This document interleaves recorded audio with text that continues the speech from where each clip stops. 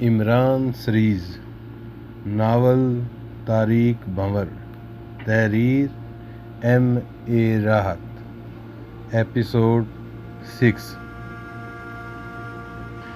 آپ روتے ہیں؟ نہیں، کہہ کے لگاتے ہیں۔ آپ پٹیں تو آپ کو پتہ چلے۔ یار کچھ سمجھ نہیں آ رہا واقعی۔ اور پھر یہ صاحب کانفرنس میں بھی شریک ہوں گے۔ ہمیں کسی کانفرنس یا ناکفرنس میں شریک ہونے کا شوق نہیں ہے، بس ہم تو گھومنے آئے ہیں۔ بعد میں وہ سب لوگ سر جوڑ کر بیٹھ گئے تھے۔ ویسے تو یہ آدمی سیدھا سادہ معلوم ہوتا ہے، لیکن کیا یہ ایک عجیب و غریب طرز عمل نہیں ہے؟ سفارش سے اس شخص کو صرف سیر و سیاحت کے لیے بھیجا گیا ہے، اور وہ بھی ایک اہم مسئلے میں۔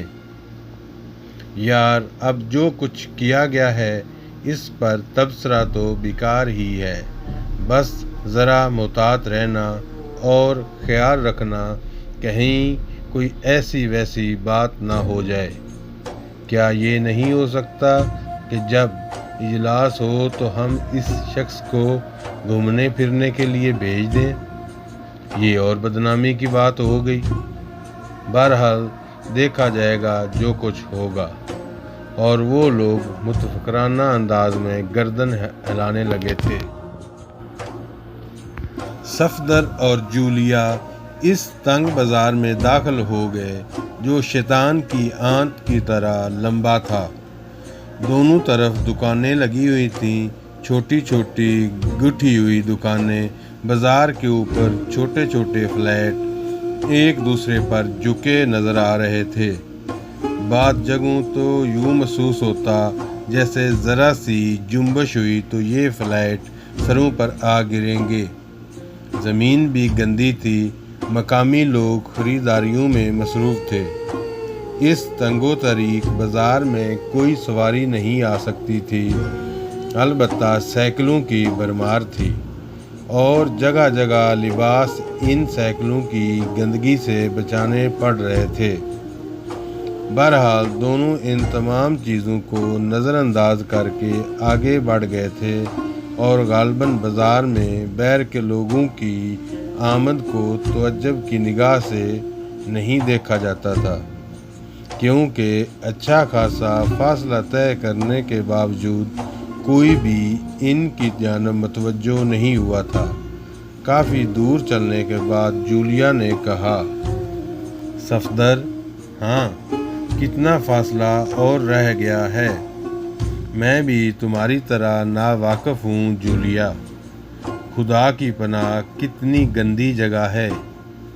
یہ ایک پسماندہ ملک ہے، پھر بھی ہم تصور بھی نہیں کر سکتے تھے کہ بعض کام تصور سے بھی آگے ہوتے ہیں۔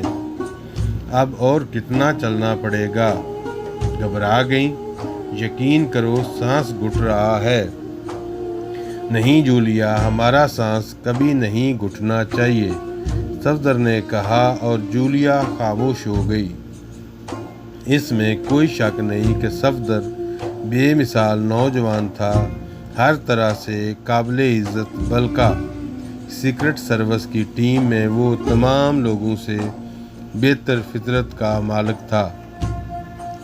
ایکٹیو عقیدت رکھتا تھا، جبکہ X2 اس سے عقیدت بھی رکھتا تھا، جبکہ تقریباً تمام ہی لوگ کسی نہ کسی مرحلے پر اکتا جاتے تھے، لیکن صفدر کی فطرت میں ایسی کوئی بات کبھی نہیں پائی گئی تھی۔ پھر آگے جانے کے بعد یہ بازار ایک جانب گھوم گیا۔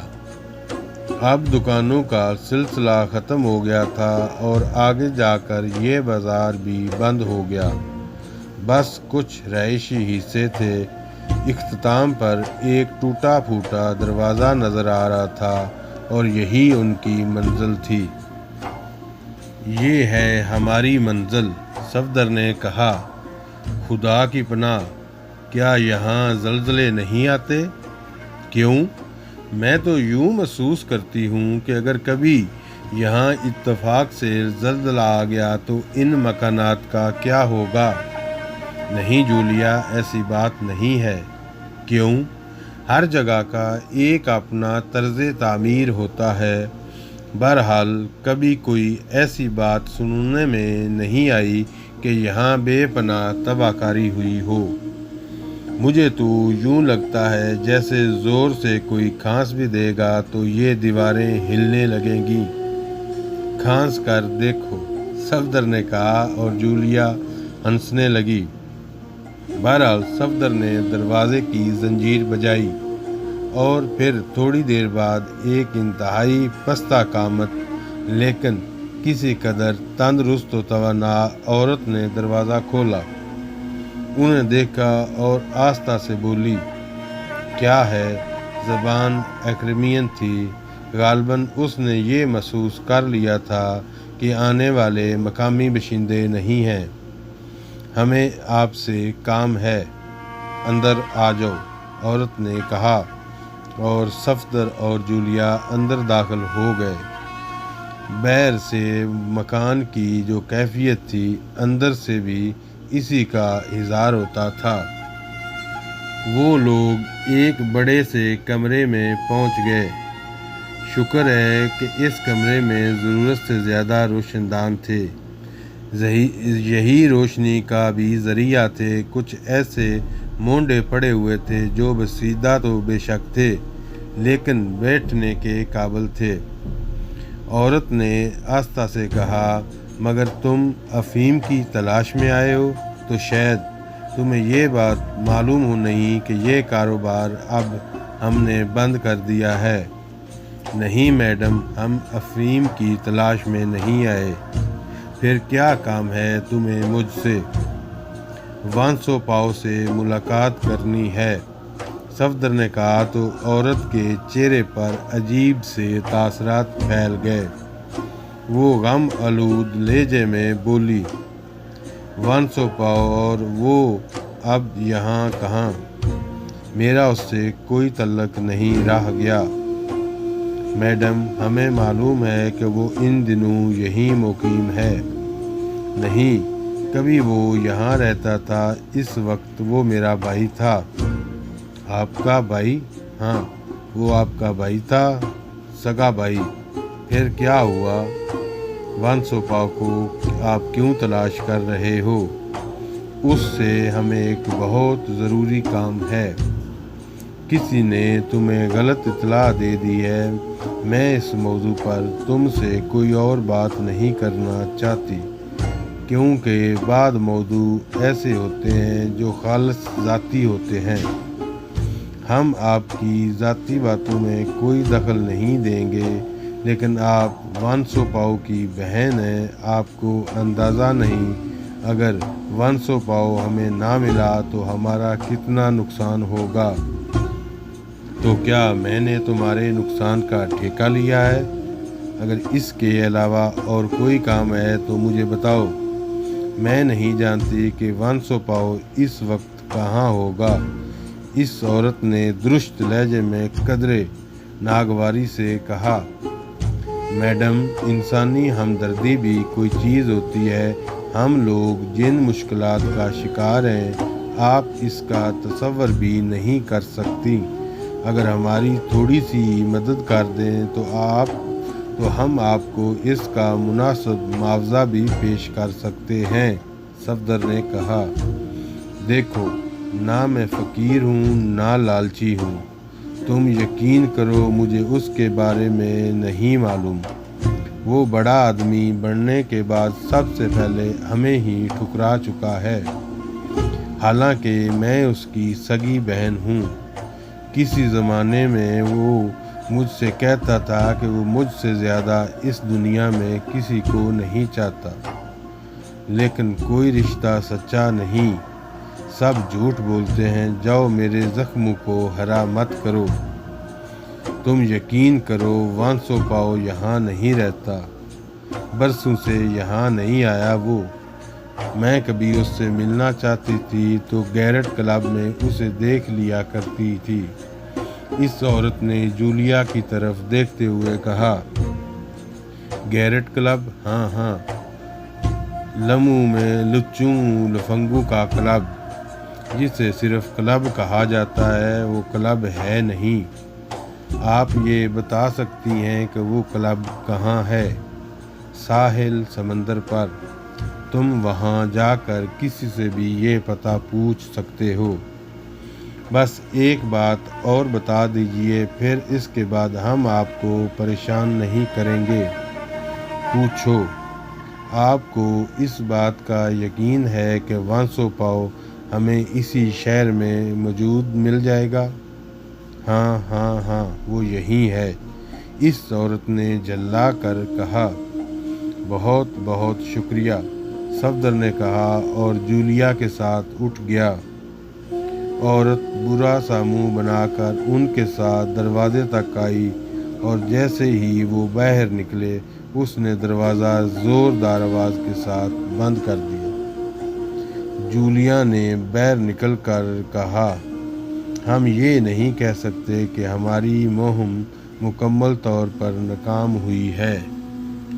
ہاں، صفدر نے مختصر سا جواب دیا، لیکن اب اس کم بخت بازار کو دوبارہ عبور کرنے کا تصور ہی جان لرزائے دے رہا ہے۔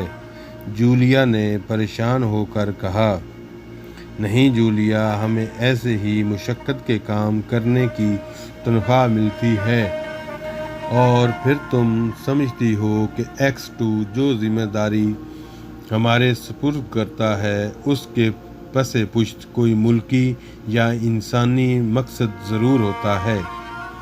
جولیا نے کوئی جواب نہیں دیا۔ موڑ سے گھومنے کے بعد پھر وہی غلیظ سلسلہ شروع ہو چکا تھا اور اسے عبور کرنے سے پہلے کوئی بات نہیں کی جا سکتی تھی۔ بہرحال ہر مشکل کا اختتام ہوتا ہے۔ بازار کا فاصلہ طے ہو گیا اور وہ لوگ اس کھلی جگہ جا نکلے جہاں تھوڑا فاصلہ عبور کرنے کے بعد انہیں ٹیکسی مل سکتی تھی۔ پھر ٹیکسی میں بیٹھ کر وہ اپنے ہوٹل کی جانب چل پڑے۔ ٹیکسی میں ظاہر ہے اس سلسلے میں کوئی بات نہیں کی جا سکتی تھی، لیکن ہوٹل پہنچنے کے بعد جولیا نے کہا، صفدر پلیز چائے کے لیے کہو۔ یقین کرو یوں محسوس ہو رہا ہے جیسے برسوں کی مسافت طے کی ہو۔ بڑی شدید تھکن محسوس کر رہی ہوں اور سر میں درد بھی ہے۔ میں چائے کے لیے کہہ دیتا ہوں۔ وہ لوگ پتہ نہیں اپنے کمروں میں موجود ہیں یا نہیں۔ میرا خیال ہے ہماری مہم سب سے کامیاب رہی ہے۔ چائے پینے کے بعد دیکھیں گے کہ وہ لوگ یہاں آ گئے ہیں یا نہیں، صفدر نے کہا۔ پھر تھوڑی دیر کے بعد وہ چائے سے فارغ ہو گئے اور ان لوگوں کے بارے میں معلومات حاصل کرنے کے لیے تیاریاں کرنے لگے۔ سیکرٹ سروس کی پوری ٹیم کو تقریباً ایک ہفتہ قبل شہری لائق بھیج دیا گیا تھا اور یہاں کے ایک 5 اسٹار ہوٹل میں ان کا قیام تھا۔ انہیں صرف ایک ذمہ داری سونپی گئی تھی کہ مختلف پوائنٹس بتائے گئے تھے اور کہا گیا تھا کہ یہاں وانسو پاؤ کو تلاش کرنا ہے۔ 2 کی ٹیمیں بنا دی گئی ہیں۔ پچھلے کچھ عرصے میں X2 نے یہی طریقہ کار اختیار کیا تھا۔ کسی بھی کام کے لیے وہ دونوں افراد کو مقرر کر دیتا اور انہیں کام سونپ دیتا۔ عمران اس بار ان کے ساتھ نہیں آیا اور اس بات سے حسب معمول تنویر اور خاور بہت خوش تھے اور انہوں نے اس پر کافی تذکرہ کیا۔ ان کا خیال تھا کہ عمران کو ان پر مسلط کر کے X2 ان کی شخصیت خراب کر دیتا ہے اور انہیں یہ احساس دلاتا ہے کہ ایک احمق آدمی کو ان پر فوقیت حاصل ہے۔ بہرحال وانسو پاؤ کی تلاش اعلیٰ پیمانے پر جاری تھی اور انہیں ہدایت کی گئی تھی کہ اگر وانسو پاؤ مل جائے تو اسے صرف ایک پیغام دے دیا جائے، اور یہ پیغام ایک عجیب و غریب زبان میں تھا اور اس کی مختلف کاپیاں بنا کر ان لوگوں کو تقسیم کر دی تھیں۔ ان میں سے کوئی بھی یہ نہیں کہہ سکتا تھا یہ کون سی زبان ہے اور پیغام کیا ہے۔ اور بہرحال کیونکہ ایکس 2 نے انہیں ہدایت کر دی تھی اگر 100 پاؤ ان کے ہاتھ لگ جائے تو بس اسے یہ پیغام ہی دیا جائے، اور یہ بھی شاید خوش بختی ہی تھی۔